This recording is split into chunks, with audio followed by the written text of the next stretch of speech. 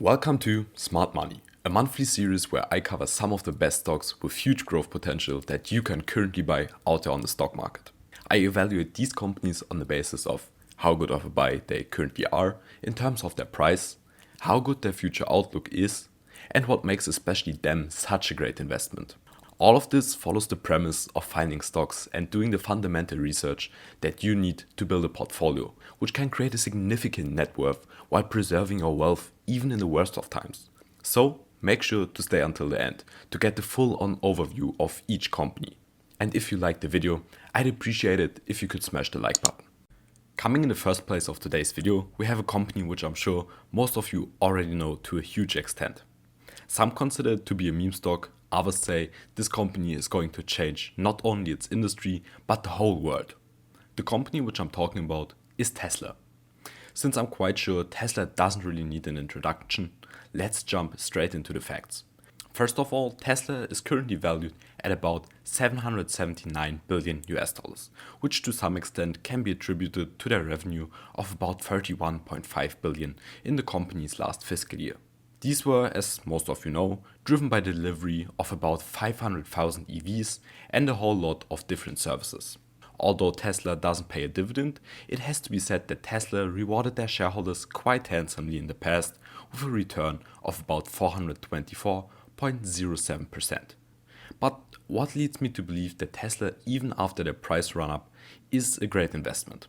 Well, this is based on multiple assumptions. The first one being that with Tesla's recent 1.5 billion US dollars Bitcoin purchase, the company has taken another step to revolutionizing the world. Sure, that isn't necessarily the main motive behind the purchase, but the biggest upside behind the Bitcoin purchase is first of all its value appreciation as an asset, as well as the free marketing Tesla receives from this. Tesla always has been a company that did not need any marketing budget, as they managed to utilize the people themselves to do it for them.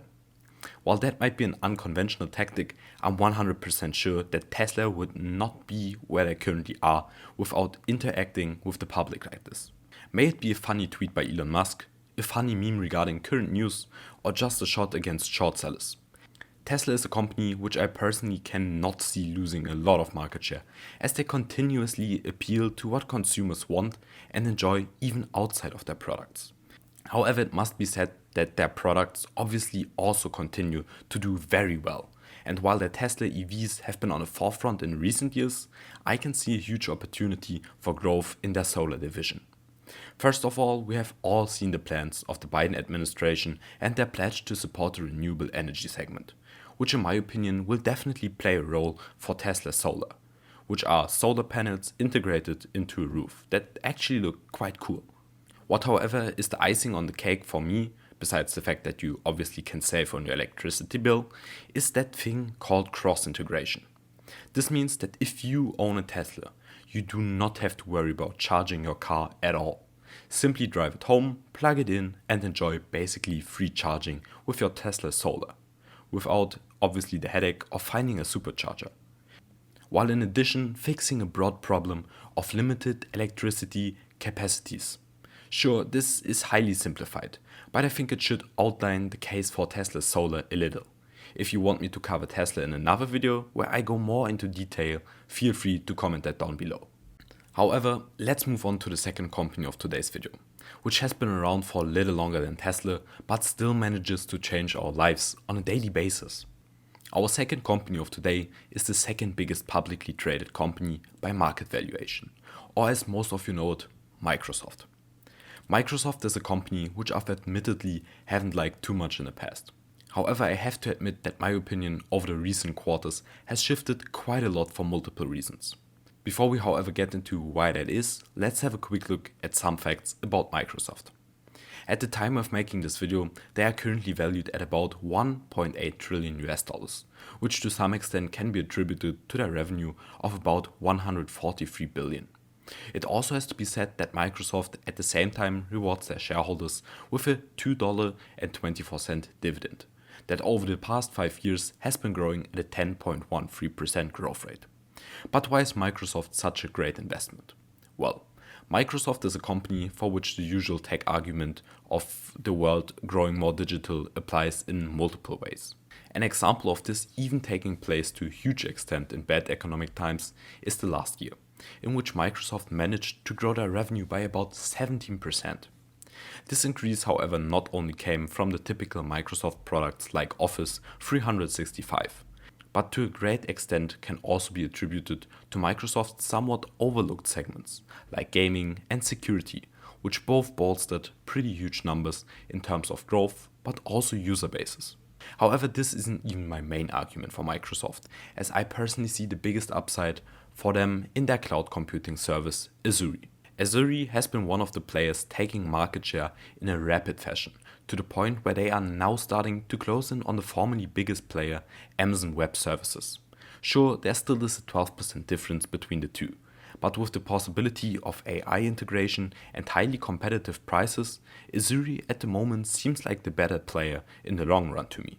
For which reason I personally think that the cloud service is also going to hit that 60 billion revenue mark rather soon. What I, however, finally have found myself as the biggest case for Microsoft is one simple and basic thing, and that is their subscription-based model for pretty much every service. This solves one of the big problems of Microsoft and its consumers in the past, and that was the upfront costs, for example Office, were quite high. Plus, that Microsoft, after the initial sale, did not really get anything, which in the long run means that people would rather use some old version just to avoid upgrading, resulting in a situation where there's no real incentive for Microsoft to update already existing products or more so keep improving them.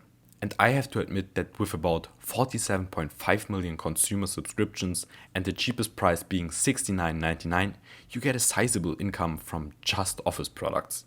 If we were to add things like Xbox subscriptions, this would look even better. Our third and last company of today is probably a company which you did not expect on this list. Yet I have to admit that its recent results and its current future outlook genuinely surprised me. The stock I'm talking about is the industry company UPS. While UPS is a company that probably most of us know, it is actually less popular from the perspective of a stock investor. Yet it has to be said that the company is currently valued at about 140.4 billion US dollars, which to some extent can be attributed to their fairly high revenue of about 84.6 billion. UPS, however, also is a company which rewards their shareholders quite handsomely through dividend, which at the moment sits at about $4.08. You should, however, note that with its 5-year growth rate of 6.71%, there probably won't be huge jumps in the sum paid out. But why is UPS such a great investment? Or more so, what gives them the chance to become such a great investment? Well, first of all, it is safe to say that with the rise of Amazon and e-commerce in general, UPS is pretty well positioned to grow their delivery volume in the future, which also means revenue growth. This is also a trend that has been accelerated by the pandemic, as it is your only option to pretty much order online if you want to buy something. But you should still note that the pandemic also affected UPS in a negative way by hurting their relatively high margin business-to-business delivery segment.